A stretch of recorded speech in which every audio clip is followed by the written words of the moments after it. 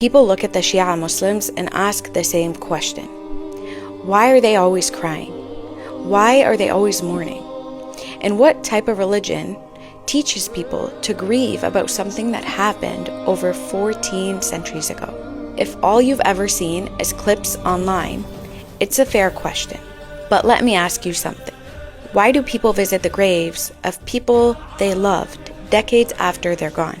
Why do nations build memorials? Why do we tell stories about people we wish we could have met? Because remembrance is one of the most human things to do.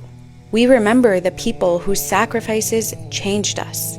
We remember the people whose stories deserve to live longer than they ever did. So the question isn't really why Shia Muslims remember Karbala. The question is, why wouldn't we?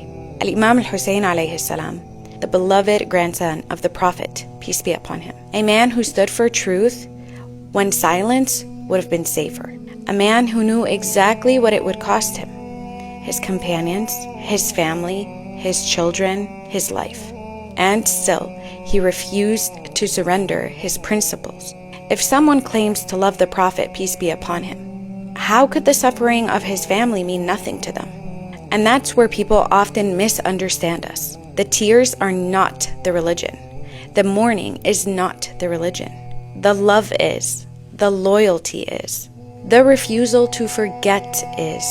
Different people express grief differently, but the purpose has always been the same: to remember, to learn, to carry forward the values that made these people worth remembering in the first place. Because Muharram was never meant to make you fall in love with sadness. It was meant to make us fall in love with courage, with sacrifice, with generosity, with faith, with standing with people even through difficulty. Karbala was never a story about death. It's a story about how people lived. It's about courage when courage was expensive. It's a story about faith when faith was difficult. It's a story about standing for what's right, even if it costs you everything. We don't cry because Imam Hussein died. We cry because we know what he stood for. Maybe that's the biggest misunderstanding of all. People think we're in love with grief. We're not. We're in love with the man who chose truth over comfort.